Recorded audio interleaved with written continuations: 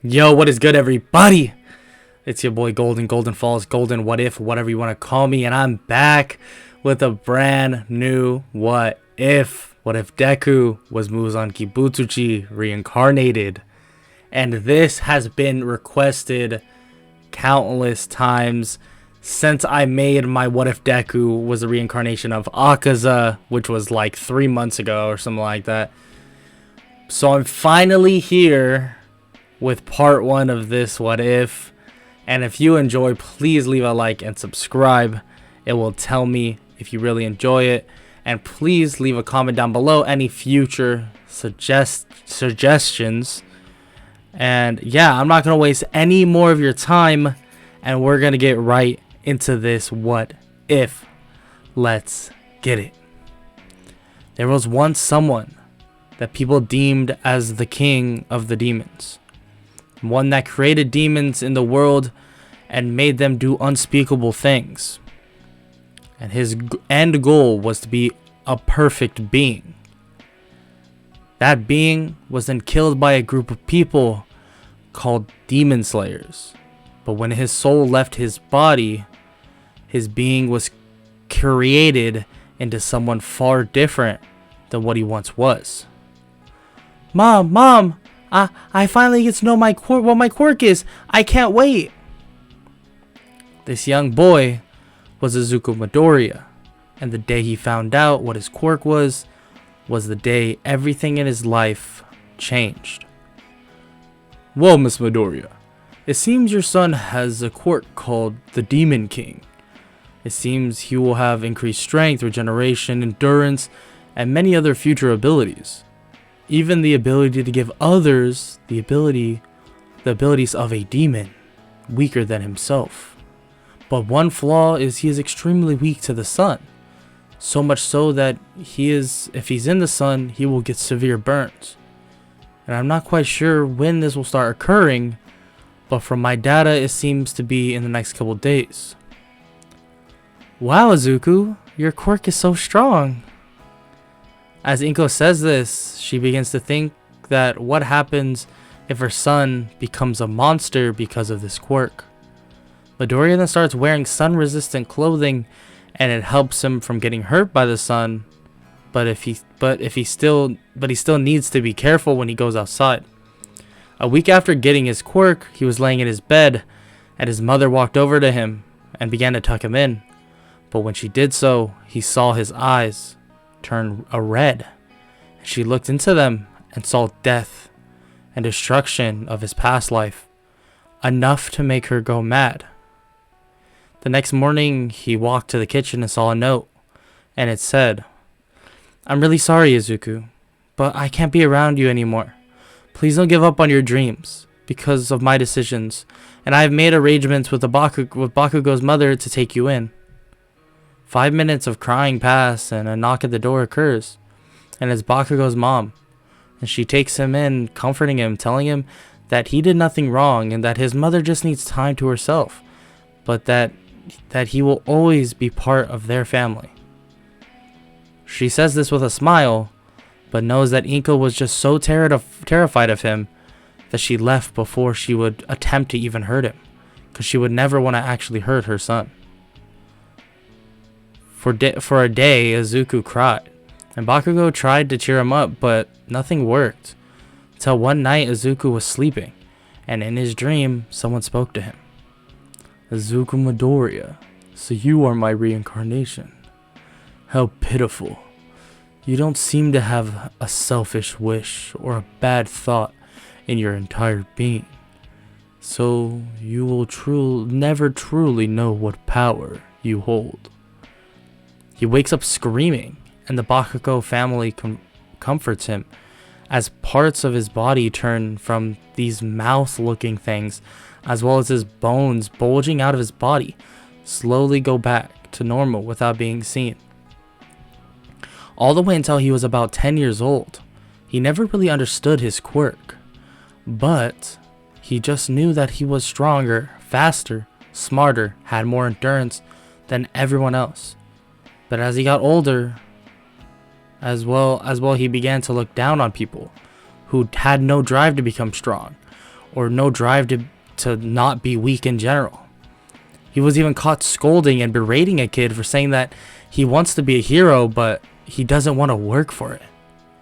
As years pass, his resistance to the sun has gotten better, but still deals with severe pain if in direct sun. And from the age of 11 to about 15 years old, him and Bakugo began training and working on their quirks.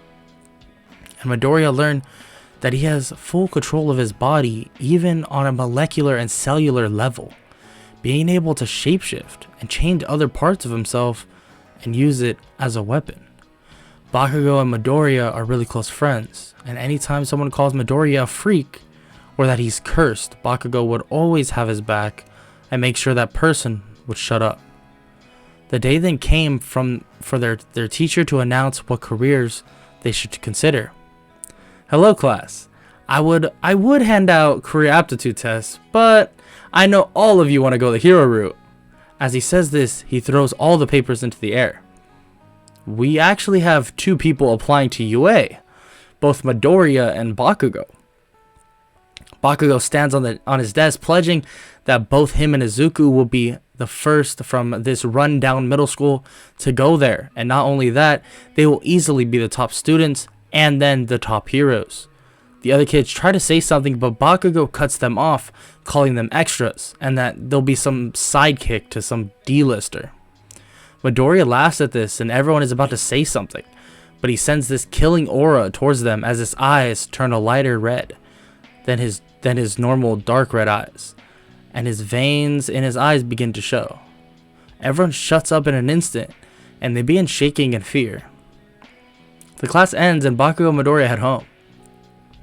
Oi, Izuku, that aura you did, when did you learn that? Oh, that... just something that occurred when someone got mad at your mom at the store one day. So you scared the guy shitless? Yup. Nice, Izuku. Nice. They begin to head under a bridge on their way to a park where they like to do some light training. And when they're out of nowhere, a sludge villain comes busting out of the sewer. I need one of your bodies. I don't know why he's even here. Bakugo begins to smile. This will be fun. Bakugo charges at the villain using his explosions as Midoriya follows right behind him, making a large tentacle-like arm smashing the villain into the wall. As he does so, he gets exploded as well, and together the sludge villain is defeated with ease, and out of nowhere another person enters. No need to fear, because I am here. Wait, where's the villain? Both Bakugo and Midoriya, in shock, point at the splattered villain on the side. They collect the villain, and All Might speaks to them, asking if they will be attending UA, in which they both say they will be applying and training for the next 10 months for the exam. All Might wishes them both good luck and jumps off, and the gust of wind blows off Midoriya's hoodie for a couple seconds, burning his face. Oh, my hoodie! Bakugo throws his sweater over Izuku so he can regen and basically stop burning. Thanks, Kachan. They head home, and when they arrive, Bakugo's mom has some excited news. I have some news for both of you. Well, I signed both of you up for a quirk training camp that will teach you how to control your quirks better, but also help you with your combat and endurance training. Oh, that sounds lame, Mom. I don't think so, Ms. Bakugo. That sounds like so much fun. Izuku, you know you can call me Mom. I mean, if you feel comfortable. I mean, we did adopt you. Oh, I know. Just not used to it. Thank you, Mom. For the next 8 months, they go to the training camp and learn how to control their quirks. I mean, at least a lot better. And they also get a lot better in combat training, as well as Bakugo can now make explosions using his whole body. But those explosions around his whole body are a lot weaker than the ones channeled through his hands. Midoriya, on the other hand, is able to become slightly more resistant to the sun, but still can obviously get hurt without any protection from it. On top of this, Midoriya has seen exceptional increases in stamina, regeneration, strength, and many other attributes. Also, now being able to freely shapeshift into other people and has a lot more control with his cellular manipulation of his own body. For the next 2 months after the training camp was basically they more or less just studied for the written portion of the exam, and for the last week, Midoriya began having those so-called dreams once again. He sees a man talking to these people that are all kneeled down, and he proceeds to kill them all, except for one, and injecting the last one with some kind of blood. Another dream, he sees a man with red eyes walking with a young lady, and he is attacked by a man with a sword using some sort of fire-like powers. For days he would wake up in shock, as every dream will end with the same man looking at him, as if he knew of the presence of Midoriya watching him. He then wakes up at 4 a.m., 3 hours before he had to be at the entrance exam. He wakes up heavily breathing. These dreams feel more and more real. What do they even mean? He begins to get a crazy headache, and his bones in his back begin to contort and come out of his body, but then retract as his headache goes away. He looks at Bakugo, who is still sleeping. What the hell is going on? Midoriya then gets up, eats, and gets ready for the day, and Bakugo gets up later on, and they leave to the exam, and Midoriya tells Bakugo what happened. Look, I know it's weird, Izuku, and I have no idea what it is going on either, but just try your best not to overthink it. I know, Kachan, but it makes me think that my quirk is something more than what it is. They then enter the exam site and take the written portion of the exam, and then eventually, after finishing, President Mike explains the practical. He explains that they will be fighting robots, and that basically that there are designated points from 1 to 3. Before he can actually finish, a young boy with blue hair interrupts him. What about the 0-point robot on the pamphlet? Midoriya then leans over and grabs the kid's shoulder. He was about to explain that. Please shut up and sit down. The kid looks at him and gets kind of scared and sits down. Thank you, young listener. President Mike basically then explains just to avoid those things at all costs. Midoriya and Bakugo are then separated and head into different fake cities. Midoriya stands waiting for the gates to open, and when they swing open, he goes at full speed out with a smile. Everyone complains, saying that he's cheating, until the intercoms come on. There are no countdowns in a real battle. The rest of them rush off after him. Midoriya then destroys tons of robots in a matter of minutes, racking up 90 points. Well, I think that's enough. I'm sure I passed. As he says this, he begins to feel the ground shake beneath him. He turns to see a massive robot coming around a huge building. Now that looks like some fun. He walks toward the robot as everyone else runs away for their lives. Help me! Please help me! He looks to see a girl trapped under rubble. She reaches her hand out and screams. He runs at insane speeds toward the robot. Using his bones within his body, he entangles the robot and shreds the robot into pieces. Then, making his face and mouth bigger, he screams, creating a shockwave, pushing the robot and its pieces backwards as it crumbles like sand.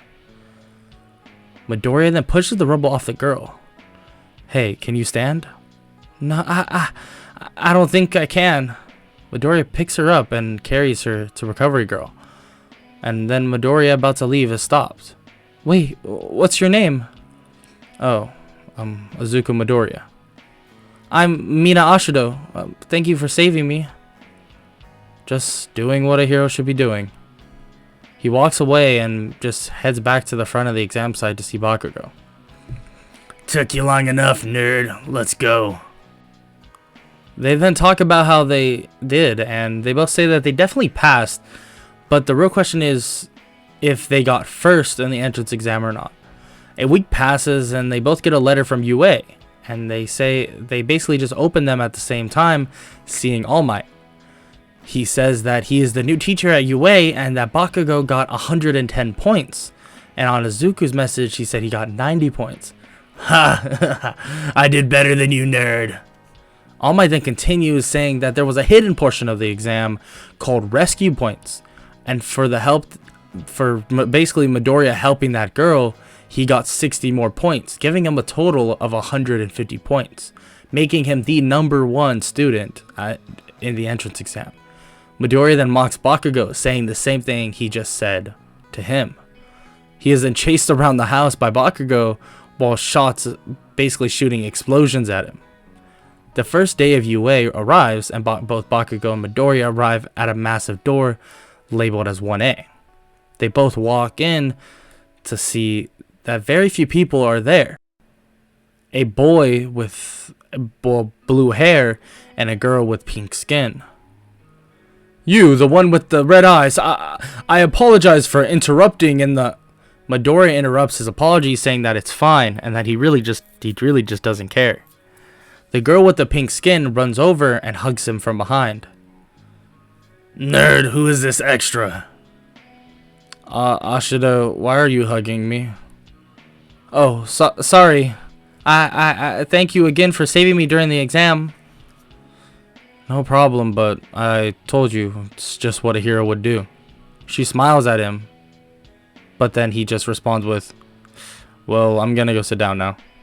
Bakugo then basically just face palms, thinking that Izuku is so dense. Izuku sits down and Mina sits down next to him, and the rest of the class comes in. After everyone is sitting down, their teacher walks in. Hello there, children. My name is Mr. Aizawa, or Shota Aizawa. All of you put on these uniforms and meet me outside. They all had to get changed, and Bakugo and Midoriya talk. So, Kachan, what do you think? I don't know, nerd. Probably some quirk test. Yeah, you're probably right. Kirishima then sees how shredded both Midoriya and Bakugo are.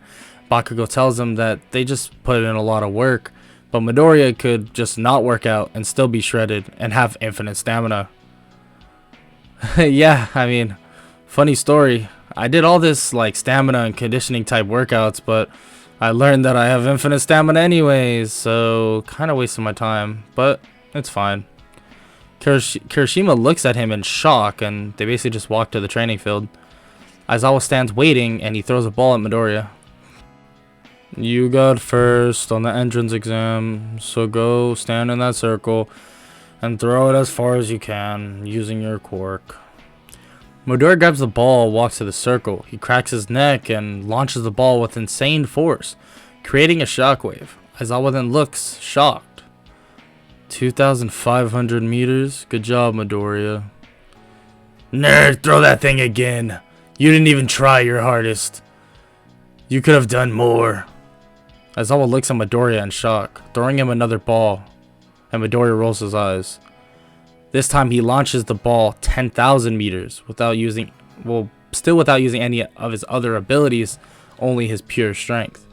Aizawa then tells Midoriya to go to the line in shock of how strong this kid is. The rest of the quirk assessment happens, and Aizawa says that whoever gets last will be expelled. Midoriya got first, Bakugo got second, and Shoto got third. Mineta actually got last, and he stood there shaking. Nobody is getting expelled. It was just a logical ruse to make you try your hardest. Most of the class sighs, and everyone is dismissed. Bakugo and Midoriya are heading out when someone taps Midoriya's shoulder. Izuku, can I have your number? He turns to see Ashida, and he agrees, not really thinking much of it. She leaves, and Bakugo begins talking to him. Do you not understand what's happening, nerd? I'm confused. What are you talking about, Kachan? Bakugo then rolls his eyes, and they just go home. The next day, they go to UA, and Aizawa explains what they will be doing. Okay, listen. You will be having a different teacher today, and he should be here right about now. Someone busts through the door. I am here, walking through the door like a normal person. Everyone screams, All Might. Yes, now young heroes, go and get on your hero costumes and meet me at Ground Gamma. Midoriya then gets his hero outfit and sees an attachment that he requested but wasn't going to actually give for a while. A note sat next to it. Hello Midoriya, this is Power Loader, and thanks to a new support student by the name of Mei Hatsume, we were able to actually finish the thing you requested way sooner than expected. Let me know if you need any more adjustments. Midoriya then puts on the microchip watch and it covers his body in a weird cloak that blends into his skin. He puts his hand in the sun and nothing happens. Whoa, this is insane. He puts on his hero outfit, which is actually more of this proper clothing, like a suit and a tie, but the clothes are very stretchy and pretty easy to move around in. He walks to his class and they ask why is that his hero outfit, and he basically says that he just likes it for some reason and he just loves suits like these, but this one is good because it stretches really well and helps with his fighting. And if something gets serious, he could always just take the top of his outfit off for better use of his quirk. All Might then explains that they will be doing heroes versus villains training, and that villains will be protecting the bomb and heroes will try and capture the villains or capture the bomb. He announces the first match as Midoriya and Bakugo as the villains and Shoto and Ida as the heroes. Midoriya then hears a voice in his head begin to speak. Fitting, isn't it? Midoriya looks around, but nobody's there. They both walk in and decide that one of them should patrol and scout for where they are and where they're coming from, and then come back to the bomb. When the time starts, Bakugo leaves and tells Midoriya that he will tell him what is going on with his earpiece. Ice then begins to freeze the entire building. Izuku, they're on the 3rd floor. I'm waiting deep in the 4th floor for them. Midoriya then sees the ice cover his floor as well, but he just breaks out of it. Kachan, you good with the ice? Yeah, I'm good. Midoriya then collapses in pain. His head begins to feel as if a knife is being stabbed into it, and his eyes grow redder, and his veins begin to pop out. He hears voices from what seems to be the kids in his class. He's a monster. He'll never be a hero. He's a freak. Can't even be in the sun without protection. He's a demon. No, a devil. Midoriya slowly stands up. Bakugo begins screaming into his earpiece if he's okay, but no response comes from Midoriya. Midoriya dashes down the staircase, punching an unexpected Shoto and Ida. The intercoms then turn on. Young Midoriya, are you alright? The speaker near them is shot by a projectile sent from Izuku's body, and the intercoms just go out. The two boys stand in fear and are picked up by their necks. Midoriya then throws them at the wall, knocking them out, but passes out seemingly, but waking up 1 minute later, not remembering what happened. When they reach All Might, he explains that Midoriya went berserk, as if someone was taking over his mind or that he just went into a fit of rage for some reason. Bakugo looks at Midoriya. The dreams, Izuku. Maybe? He is cut off by All Might, asking what they're talking about. And they explain everything Izuku has been going through, and that maybe his doubts of being a hero because of his quirk is letting something or someone creep in. All Might tells them that they need to be careful, and for Midoriya to try to keep a level head at all times, and that he may have a solution for this, but he isn't quite sure yet. The class is then dismissed and they head home. Nerd, this is serious. You need to keep your head on your shoulders. But Kachan, when it happened, I was fine. It was like all my past thoughts and all the past bullies saying I was cursed, and a villain came flooding back into my mind, and something just took over. Bakugo looks at him in shock and can't even think of any words to say. The next day, they both arrive at school, but when he walks in, the whole class kind of flinches. except for a few people like Mina and Tokiyami. He looks at them and then just basically just walks to his seat. He puts his head on his hand and looks out the window waiting for Aizawa to arrive. Hey, Azuku, just know I'm not afraid of you. I know you're a good person and they just got startled. He looks at her. You may be right, or maybe you're wrong. I've gone this all my life. Maybe I am a monster. Even my own mother thought that as well. She's about to say something, but Aizawa arrives. Okay, class. Today we'll be going to do some rescue training. So everyone head out to the buses and we'll be heading over. The ride, everyone is silent. Mina tries to break the silence, asking about who everyone thinks is the strongest here, but nobody really answers. Just quick little answers of Bakugo or Midoriya, and no further convo of it. Midoriya just looks out the window until they arrive. And when they arrive, they're greeted by Pro Hero 13, and she begins to explain what the training will look like, and that this facility is called the USJ. As she continues, a portal opens in the middle of the USJ. 13, protect the kids. Aizawa jumps to fight the villains as the whole class tries to evacuate, but they're cut off and sent into different areas of the USJ. But Midoriya, on the other hand, chased after Aizawa, knowing that his quirk is not very good in big groups. Midoriya, I told you to stay back. Midoriya looks at him, but doesn't say anything. And Aizawa realizes that he's just there to help, and there's no real reason to be questioning it at this point. Midoriya quickly defeats the small fry villains, until the main villain speaks. Kurogiri, bring in Nomu. A monster comes barreling in through the portal and takes an order to kill Eraserhead. The Nomu charges in, but before the Nomu can hit Aizawa, Azuku jumps in front of him and kicks Aizawa out of the way, taking the hit himself. A crater is now in the wall with Azuku within it. His body begins to contort, and sharp bones that look like spines emerge from his body. He stands up out of the crater, and within the wall, with a stare of nothingness, but at the same time of anger. The Nomu turns away following orders to kill Eraserhead, but Midoriya walks up to it and smiles in an evil grin. His voice now more demonic. Now you all die. This hero stuff means nothing, but anyone who stands in my way of my ultimate goal will suffer the consequences. Midoriya scratches the Nomu on the neck, and it begins to contort, and its eyes go red, and its body changes color slightly. Now, Nomu, kill that hand freak. And that is the end of part 1 of this What If. If you enjoyed, please leave a like and subscribe.